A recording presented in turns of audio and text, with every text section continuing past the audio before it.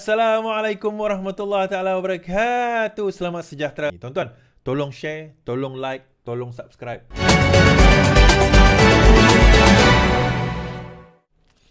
TMJ Sultan Ibrahim jadi agung nanti masa yang sangat menarik menurut TMJ. Menurut Tengku Mahkota Johor, berikutan kejatuhan keruntuhan kerajaan pada 2020, peranan Raja-Raja Melayu dalam politik dan pentadbiran negara semakin penting. Sejak pilihan raya umum 2018, Raja Melayu telah merungkaikan episod politik dua rampasan kuasa di tengah pandemik COVID-19 dan kebuntuan selepas pilihan raya negara tahun lepas. Sultan Pahang, Sultan Abdullah Ahmad Shah yang menjadi di-Pertuan Agong ketika perlogakan politik menyaksikan 3 Perdana Menteri mengangkat sumpah akan berundur pada Januari tahun hadapan. Baginda akan berundur.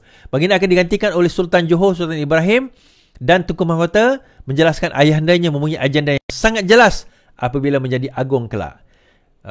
Baginda berkata, dia selalu cakap tentang mengembalikan order pemerintahan kerana dengan situasi yang kurang stabil di dalam negara. Jadi baginda nak memberi lebih kestabilan kepada negara, kata Putera Mahkota itu dalam siaran Keluar Sekejap malam tadi.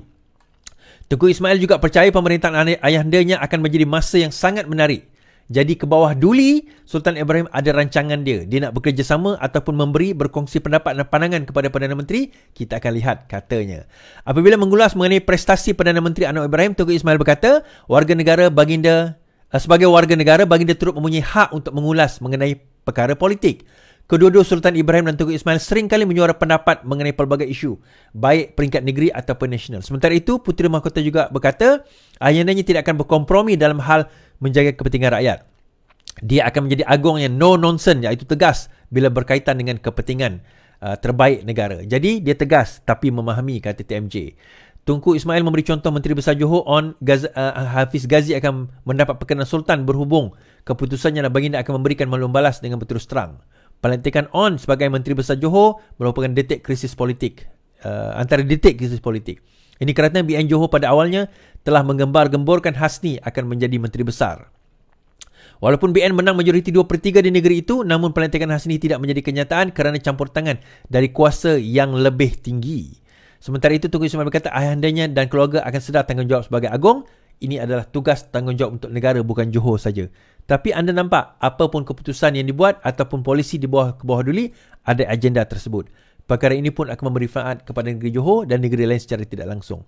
Maksud saya, ia adalah satu tanggungjawab yang besar. Tuan-tuan, ni nak cerita no nonsense yang disebutkan itu adalah satu perkara yang betul, yang benar berkenaan dengan Sultan Johor ni, dan kita pun tahu Sultan Johor ni bagaimana dan bagaimana tegasnya beliau terutama dalam melihat kestabilan politik dan juga berkenaan dengan rakyat, kepentingan rakyat. Jadi perkara ini sebenarnya yang kita perlukan dalam kita menghadapi ketidakstabilan politik sekarang ini. Dalam pada pembangkang masih lagi bercerita soal tentang nak menjatuhkan kerajaan, menumbangkan kerajaan, menjatuhkan kerajaan.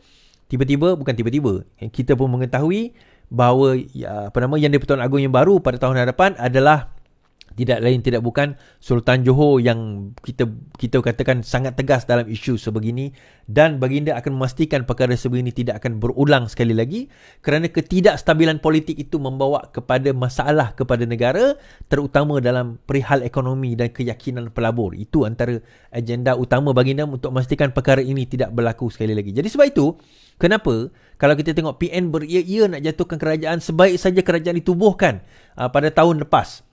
Beria-ia mereka nak jatuhkan kerajaan satu demi satu. Kemudian dia kata masa PRN itu, selepas PRN kerajaan akan tumbang. Sebelum itu kita cukup jumlah. Lepas PRN tumbang, lepas ini tumbang, lepas PRK tumbang, semua tumbang. Masa Muktamar PAS hari itu pun masih lagi cerita kerajaan akan tumbang dan tumbang. Kita kata begini, tuan-tuan. Dia mudah ceritanya begini. Kita kata, yang akan tumbang, macam saya kata tempoh hari, yang akan tumbang bukan kerajaan. Yang akan tumbang pembangkang, saya kata. Yang akan berpecah ni pembangkang. Kita akan cerita pada penghujung ini berkenaan dengan perkara tersebut.